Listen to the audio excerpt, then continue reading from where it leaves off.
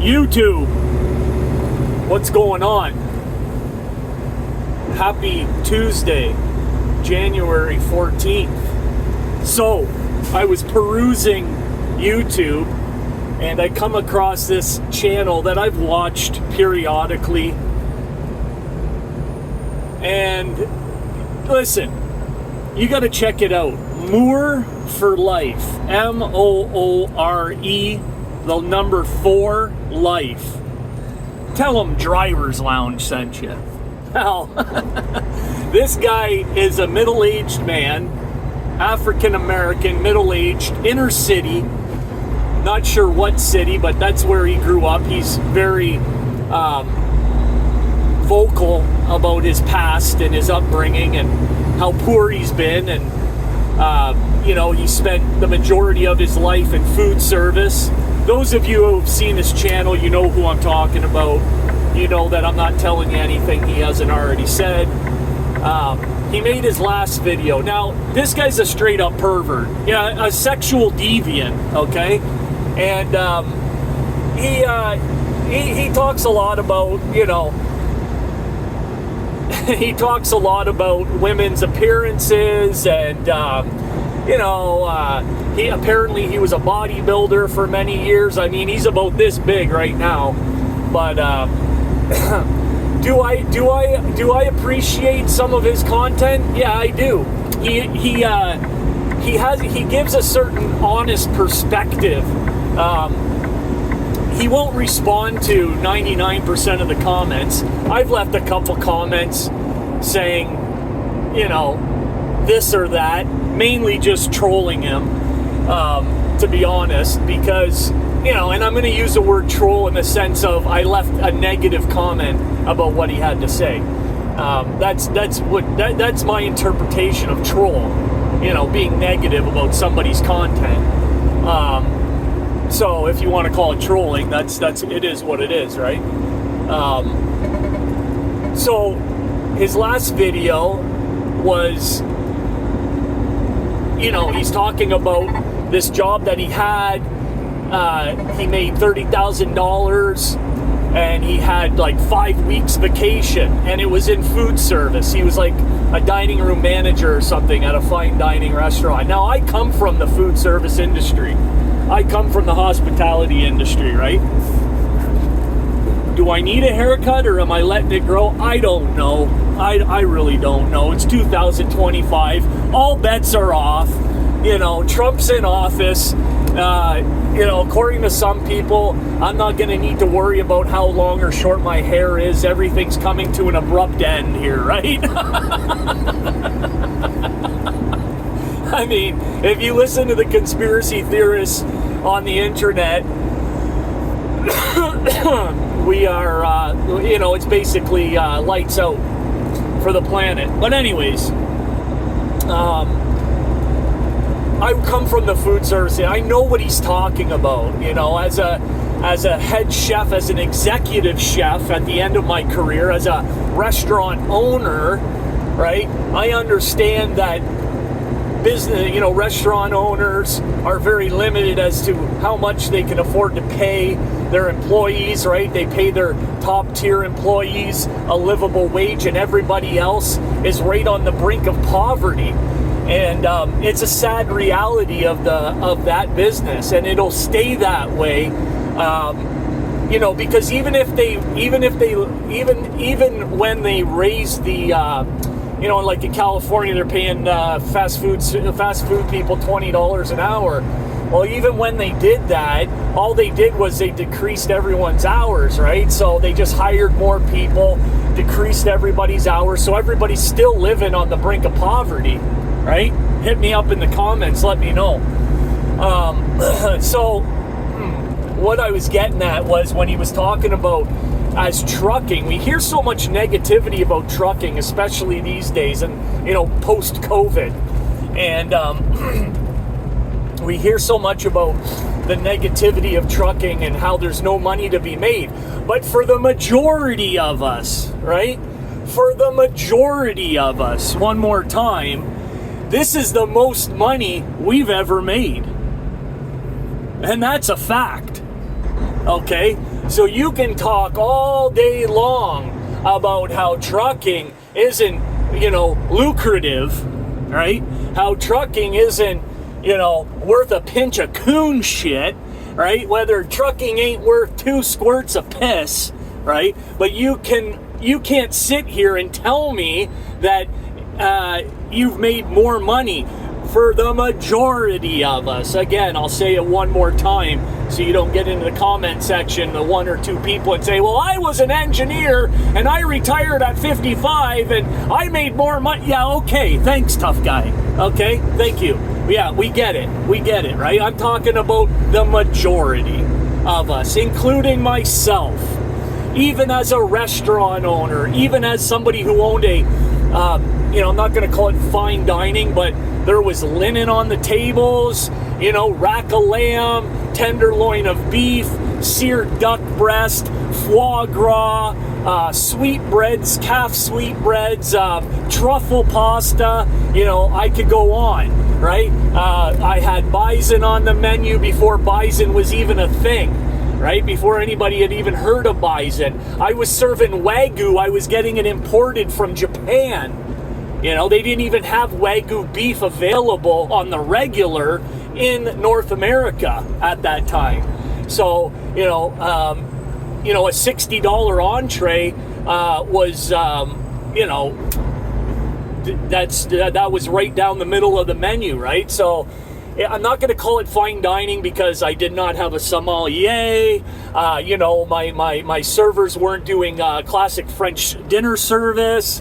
There's certain things that require if you're talking like Michelin fine dining, right? But it was fine dining where I came from, the town I lived in. That restaurant was as fine dining as you could get, and even still, I could not afford to pay all of my employees, a great wage. I paid them a fair wage, and then I had my key employees that made a little bit better than that. And even at that, I had my manager who actually had made more money than I did one year, right? So, and, I don't know what that says about me as a business owner. Probably that I'm not, cut out for business. I ran a successful business. I ended up selling that restaurant and c'est la vie, right? But this is going back to the sale of the restaurant was in 09. Now, if you remember about what happened in 08, 07, 08, it was a catastrophe, right? An economical catastrophe. And people didn't have the cash flow to go out and spend, $60, $70, $80, $90 on a steak and lobster, right? People were not spending money like that at that time. And so anyways, I came across an opportunity to sell, and the business was sold, and that's that. So, but getting back to what my point is that, they gave them a 5-week vacation. Now, none of my employees had 5 weeks vacation, but even if you give your employee 5 weeks vacation, they're in the hospitality industry, they can't afford to take 5 weeks off. Am I right? Now, what are you getting at, Driver's Lounge? Spit it out already. Okay, well, what I'm trying to say is, it's not unlike, and I've said this before, that the transition from hospitality to truck driving is very linear, almost seamless, because for the majority of us, although it is more money than we've ever made, right, on a consistent basis, they still keep us poor, right? And for those of you who are out there doing these lease purchase, lease walk away, lease balloon, lease whatever you want to call them, purchase truck programs, okay? You know as well as I do that you can't afford to take fucking 2 weeks vacation in a row, or even 1 week at a time, can you? Let's be honest. When's the last time lease purchase? I seen one guy, Peruvian trucker, he took a week's vacation. He came back and he was upside down for I don't know how long. That's just, that's coming from his own channel, right? Because it's just set up that way. right? They can afford to pay us more. Sure they can. But if they do that, they can't afford to have their truck sitting in the fucking, it's a very fine line. When you take a week's vacation, now that truck's sitting for a week. It's not generating any revenue. But guess what? If you're a company driver, they still have to pay that truck note. So they can't have these drivers taking 4 fucking weeks vacation every year.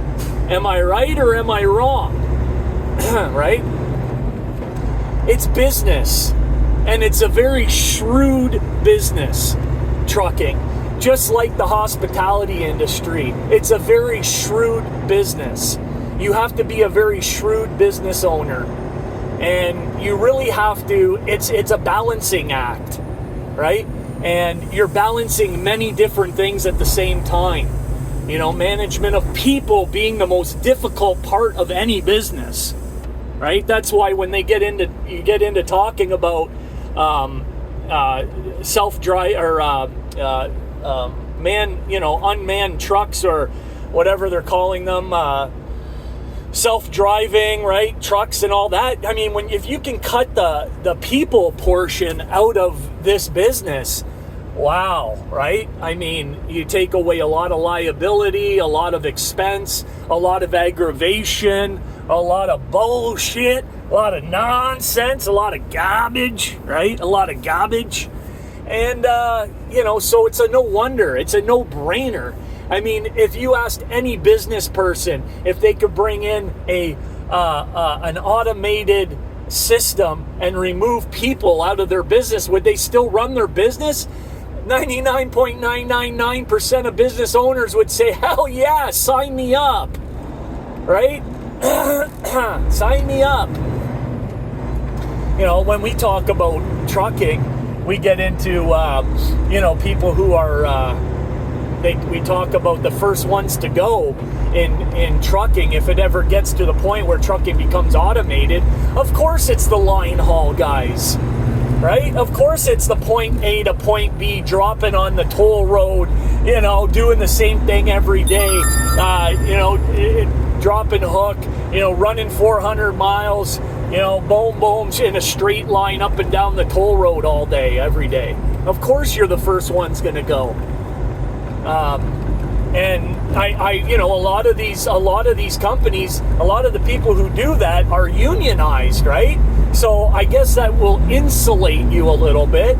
It will formulate a little bit of protection for you, but you better damn well believe that they're going to try, right? They're going to definitely try.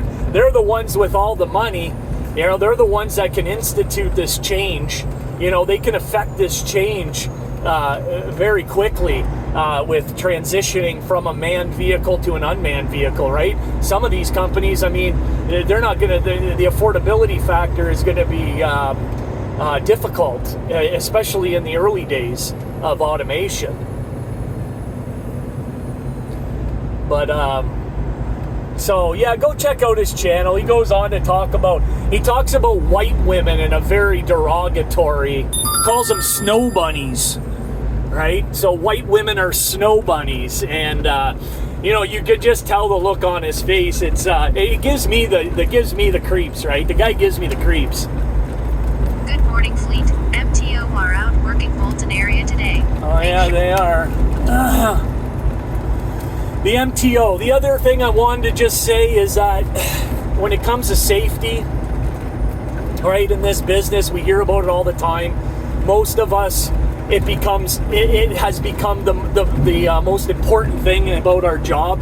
And if you have an inability to be safe, if you have an inability to follow rules, if you have an inability to be structured and to follow the safety guidelines and all of that stuff, right?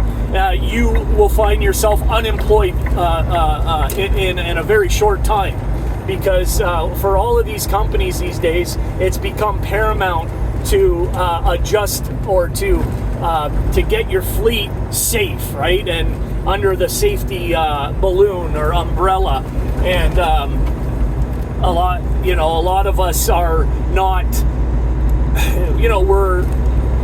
we come from, especially us guys that have been out here for 10, 15, 20, 30 years, yeah, of course, safety's always been important, but we haven't always been under a microscope, right? And so now we're under a microscope, and, safety is the most important thing in trucking. And, for all of us who have found it difficult, myself included, have found it difficult to adjust to the cameras and the influx of the scales and the policing and all of this, it's become our reality. Today, going through, I was going through an intersection, and it was 40 miles an hour. I was doing 40 miles an hour, and I had to lock them up. I'm 80,000. I got a bed of steel on, and Snow squall. I got a bed of steel on, and I'm like 78 and change, and it was a minivan. Now, I'm not going to sit here and tell you it was a minivan, I'm full of kids, and I'm not embellishing the story. It was a minivan. The chances at the time of the day that was like a mother driving their kids to school, and mother or father driving the kids to school, late for school, getting to work, right, running late, run the red light. And it's a damn good thing I was paying attention. It's a damn good thing I was doing the speed limit. 10 years ago, I'd have been doing, 50 mile an hour maybe, right? I'd have been making time, right? I wasn't being paid by the hour. I was getting paid by the mile, and time was the most important factor in my day. And I was out to increase my profitability by any means necessary. And if that meant speeding, well, that's just a chance I took. And for all of you guys and girls who are out there driving, just remain vigilant, right? Remain vigilant. Mind your speed. You never know. You never know, right? And the thing about it is that if you're one of these people that go up and down the road and you're consistently speeding, maybe you've gotten a couple speeding tickets in the last 5 years, maybe you got one speeding ticket in the last 3, maybe it depends on what your employee folder says, right? So those of you who have not a great employee folder, and you get tied up in something, and even if it isn't your fault, you better damn well believe they're going to put it on you, right? And they're going to look at your past, and they're going to go as far back as they have to do whatever they have to prove that it was your fault. Even though they ran the red light, if you weren't doing 50 and you had to been doing 40, then you wouldn't have been at that intersection at that time. Now, would you, driver? And what are you going to say to that when the judge or the prosecutor asks you that question? If you had been doing the speed limit, driver, if you weren't doing 10, 15 miles per hour over the speed limit, would you have been in that intersection at that time when that minivan went through that red light? And it's at that point during your courtroom procedures that they're going to have you hemmed up. They're going to have you fucking hemmed up, because the answer to that question is very simple. No, I wouldn't have been at that moment in time at that intersection. And thank you very much, driver. Thank you very much. And with these nuclear verdicts that they're talking about, it's all over. It's all over, right? Mind your speed, mind your safety. We all want to get to, we all want to get somewhere. It's just not worth it anymore, right? You got the cameras, you got your cell phone, you got the GPS tracking, you got all of the everything that, they're watching you 24/7, and that's not something that's, it's not a paranoid thing, it's a reality thing, right? So the term professional truck driver has a new meaning these days, right? If you are not, in fact, a professional truck driver, if you are not, in fact, following the rules of the road, then you will find yourself hemmed up. You will find yourself behind the 8 ball. You will find yourself unemployed. And then you'll be crying about, now I'm back fucking waiting tables, cooking fucking flipping burgers, or doing whatever. And I had one guy in my comment section tell me about it, at the beginning of this channel. And I had made a video about the difficulties of flatbed during the winter. I put it up, and this flatbedder came into my comment section and said, go out and get a real job, and then you'll be grateful for your trucking job. And it kind of, was one of those like, yeah, I remember, it wasn't so long ago. I remember how difficult it was, before I was able to make the kind of money that I've been fortunate, grateful enough to make in trucking, right? So, the money comes in trucking. It's not going to come in your first, second year, right? There's a few people making videos right now about, how to make money in trucking, and, everybody who's complaining, and not complaining, but just like, their situation isn't great in trucking. And, only we have the ability to change our situation, right? So, but anyway, guys, I hope everyone has a great day. Just a little food for thought. Wanted to stop in, say hello. If you're watching this video and you like the content, don't be afraid to hit that subscribe, hit the notification bell.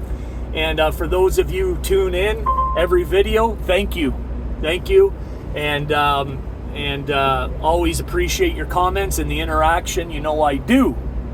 All right, so everybody have a great day. We'll catch you on the next video. Driver's Lounge over and out.